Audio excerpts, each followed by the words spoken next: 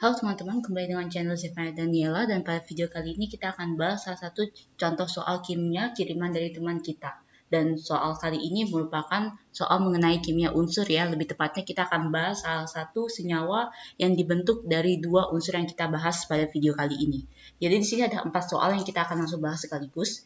Yang pertama memberikan informasi terhadap ikatan yang terbentuk dan bagaimana geometrinya pada persenyawaan molibdenum.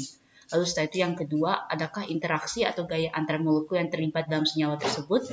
Lalu setelah itu untuk yang nomor 3 dan nomor 4, soalnya sama persis dengan nomor 1 dan 2, hanya saja yang ditanya adalah persenyawaan nikel. Seperti itu ya. Jadi di sini kita akan bahas dua senyawa yang terbentuk dari dua unsur berbeda, yaitu unsur molibdenum dan unsur nikel. Kita akan bahas satu-satu ya. Oke, yang pertama adalah molibdenum. Molybdenum ini cukup jarang dibahas karena memang molybdenum ini merupakan salah satu logam golongan transisi yang masih sangat jarang kegunaannya digunakan ya. Dia memiliki simbolnya itu adalah MO dan dia itu nomor atomnya adalah 42 dan dia berada di golongan transisi, lebih tepatnya adalah pada golongan 6B periode ke-5 seperti itu ya. Konfigurasi elektron untuk MO saya akan langsung bahas singkatnya saja, yaitu dia merupakan konfigurasi elektron Kr, konfigurasi elektron kripton dengan elektron valensinya itu adalah 4D5 5S1. Jadi dia seperti yang kalian sudah ketahui bahwa pada konfigurasi elektron ini terdapat elektron valensi yang dapat kita lihat 5 tambah 1 itu 6, menunjukkan bahwa dia berada pada golongan 6B periode kelima. Seperti itu ya. Itu untuk molybdenum. Sifat fisiknya itu molybdenum seperti logam transisi pada umumnya, dia padatan ya. Kalau di suhu ruangan dia padatan dan dia warnanya itu seperti kayak abu-abu gitu. Jadi dia warnanya agak sedikit keabu-abuan. Nah, ini adalah gambar di samping kiri kalian. Ini merupakan logam molybdenum. Namun terlepas dari sifat fisik logam molybdenum yang saya jelaskan seperti warnanya abu-abu seperti itu. Nah, logam ini tidak ada dalam keadaan bebas. Maksudnya dalam keadaan bebas itu seperti apa sih? Logam molybdenum ini tidak ada di bumi ini dalam keadaan yang hanya sekedar mengandung unsur molybdenum saja. Maksudnya seperti ini. Anggaplah misalkan seperti kayak emas gitu ya. Emas itu dia memiliki simbol AU, aurum ya. Kan kita temukan karena ada yang namanya emas batangan. Emas batangan itulah yang benar-benar emas, bukan paduan dari logam-logam lainnya. Jadi dia merupakan emas murni. Nah, dalam kasus molybdenum itu tidak ada yang namanya molybdenum murni. Jadi dia tidak ada dalam keadaan bebas. Itu maksudnya. Dia ada dalam keadaan bersenyawa dengan unsur lain seperti itu. Jadi dia tidak ada dalam keadaan bebas. Jadi tidak ada istilah yang namanya molybdenum murni seperti itu. Itu tidak ada. Kayak gitu ya.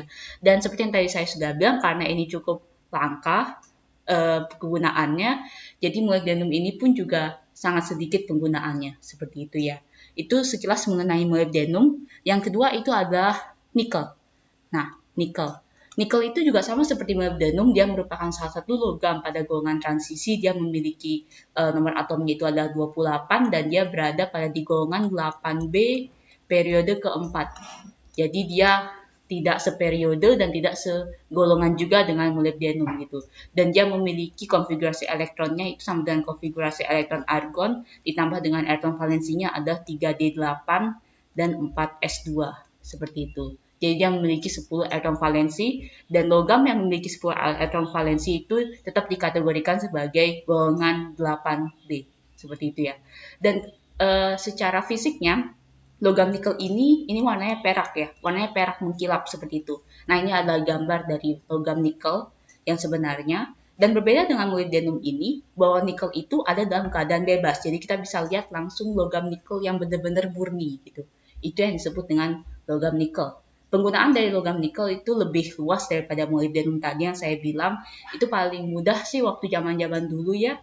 Waktu uang logam masih banyak digunakan, nikel ini merupakan salah satu bahan yang digunakan sebagai uang logam. Jadi uang logam itu adalah salah satu bahan utamanya itu adalah dari nikel, seperti itu. Selain itu juga dia dapat digunakan dalam proses electroplating untuk melapisi besi supaya besinya tidak berkarat. Dan karena seperti yang saya sudah bilang tadi, nikel itu warnanya kan perak mengkilap gitu ya. Nah, jadinya dia bisa memberikan warna yang lebih bagus dan lebih menarik karena dia warnanya mengkilap. Makanya bisa digunakan sebagai electroplating pada besi. Selain itu juga, dia juga dapat digunakan sebagai paduan logam dengan logam-logam yang lain membentuk sebuah alloy. dan dia warnanya pun juga mengkilap seperti itu. Itu sekilas mengenai molybdenum dan nikel. Dan untuk bilangan oksidasinya dari molybdenum dan nikel, karena dua-duanya golongan transisi, pasti kalian ketahui bahwa semua logam transisi itu dia memiliki bilangan oksidasi yang tidak hanya satu, bisa lebih banyak malahan. Nah, untuk molybdenum sendiri itu biloxnya dia berkisar dari antara min 4 sampai plus 6 ya. Cuman yang paling umum itu adalah plus 4 dan plus 6. Nah, plus 6 sendiri pun juga jarang digunakan karena plus 6 sendiri itu ada di saat molybdenum itu bersenyawa dengan senyawa membentuk senyawa oksida, dan senyawa oksida tersebut sangat bersifat asam. Jadi ini sangat jarang juga terjadi. Paling mungkin untuk molybdenum itu ada plus 4. Dan untuk nikel, itu nikel juga banyak bilangan oksidasinya, dia berkisar dari min 2 sampai plus 4, dan dari semua bilangan oksidasi itu yang paling umum bilangan oksidasi nikel itu ada plus 2. Jadi untuk MO, molybdenum itu plus 4, dan untuk nikel itu adalah plus 2. Ini adalah sekilas mengenai logam molybdenum dan logam nikel, dan sekarang kita akan langsung bahas mengenai senyawanya.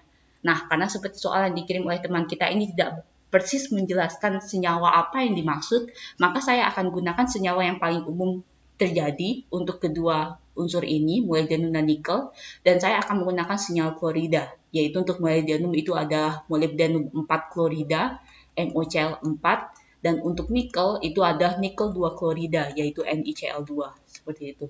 Kita akan bahas satu-satu ya. Yang pertama, kedua senyawa klorida ini dalam suhu ruangan dia ada dalam keadaan padatan. Yang pertama untuk MoCl4 dia hitam warnanya, dan untuk NiCl2 itu sebenarnya dia warnanya kuning ya. Cuman paling banyak NiCl2 ini kita temukan dalam keadaan hidrat. Dia merupakan senyawa hidrat dan dia biasanya mengikat 6 molekul air ya. Jadi dia membentuk NiCl2 heksahidrat gitu ya, senyawa heksahidrat, dan warna dari senyawa hidrat ini bukan kuning lagi melainkan warna hijau. Seperti itu. Oke. Dan sekarang kalau kita lihat bentuknya, ini merupakan bentuk dari struktur MoCl4 di sebelah kiri layar kalian, dan itu merupakan salah satu bentuk dari polimorf. Jadi kalau kita lihat di sini bahwa dia merupakan salah satu bentuk polimorf, di mana polimorf ini bentuknya itu adalah heksamer. Jadi dia seperti yang kalian sudah lihat bahwa MO itu dia sebagai ligan atom pusatnya, dan dia memiliki 6 ligan. Yang pertama itu ada 2 ligan klor, 2 ligan Cl ya, dan 4 ligan lainnya itu merupakan 4 ligan penghubung ganda. Maksudnya 4 ligan penghubung ganda itu dia menghubungkan antara Cl1 dengan Cl yang lain, sehingga dia akan membentuk banyak sekali susunan-susunan kristalnya. Karena seperti kita ketahui bahwa polimorf itu adalah salah satu susunan kristal. Seperti itu. Itu untuk yang MoCl4. Dan kalau ditanya ikatan yang terbentuk pada persenyawaan ini sudah pasti karena dia merupakan ikatan antara logam dengan non-logam, dia pasti merupakan ikatan ionik seperti itu. Oke, kalau ditanya lagi, apakah ada interaksi gaya antar molekul yang terlibat dalam senyawa ini? Seperti yang kalian sudah ketahui, karena ini senyawa ionik, jadi pasti ada kutub positif dan kutub negatif, maka pada umumnya senyawa ionik dia akan memiliki gaya antar molekul dipol-dipol. Karena dia memiliki dipol positif dan dipol negatif, dan dari sana dia akan memiliki gaya antar molekul antara dipol positif satu pada suatu molekul dengan dipol positif yang lain pada molekul yang lain, pada senyawa yang lain. Kayak gitu. Itu untuk yang MoCl4. Sementara yang NiCl2 juga tidak jauh berbeda. Seperti yang kalian lihat, ini merupakan struktur NiCl2 di sebelah kiri layar kalian ya. Dan ini merupakan kristal juga, namun kristalnya beda dengan MoCl4. Dia merupakan kristal monoklin namanya. Seperti itu. Nanti ada kristal yang lain, ada ortorombik, seperti itu, dan lain sebagainya. Itu berbeda-beda bentuk kristalnya. Dan khusus untuk nikel 2 klorida, dia bentuk kristalnya adalah monoklin.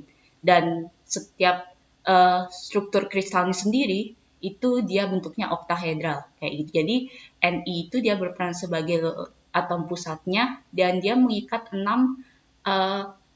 ligan lain. 2-nya itu ada ligan Cl karena dia NiCl2 ya, dan 4 sisanya itu dia mengikat H2O, mengikat molekul air. Jadi dia mengikat H2O di sini. Makanya paling umum dia terjadinya dalam keadaan senyawa hidrat, bukan NiCl doang. Jadi dia mengikat dengan air, dengan molekul air yang lain, dan dia membentuk ligan dengan molekul air tersebut. Dan sisanya untuk H2O yang lain itu bergerak bebas. Seperti itu. Itu untuk NiCl2. Dan seperti tadi untuk MoCl4, bahwa senyawa ikatan yang terbentuk dalam NiCl2 itu adalah ionik, sama, dan gaya antar molekulnya pun juga sama, yaitu dipol-dipol. Karena kedua senyawa ini yang kita bahas pada video ini sama-sama senyawa ionik, dan seperti saya bilang bahwa pada dipol-dipol dia terdapat kutub positif dan kutub negatif, dan dia akan membentuk ikatan dipol-dipol antar molekulnya. Seperti itu. Baik, jadi itu saja untuk pembahasan video mengenai kedua senyawa kali ini. Jangan lupa untuk like, share, dan subscribe. Dan apabila kalian memiliki pertanyaan ataupun soal yang ingin dibuatkan video pembahasan seperti ini juga, silakan kalian cek di dalam deskripsi setiap video kami. Di sana ada email dan kalian bisa kirimkan soal kalian ke dalam email tersebut. Terima kasih.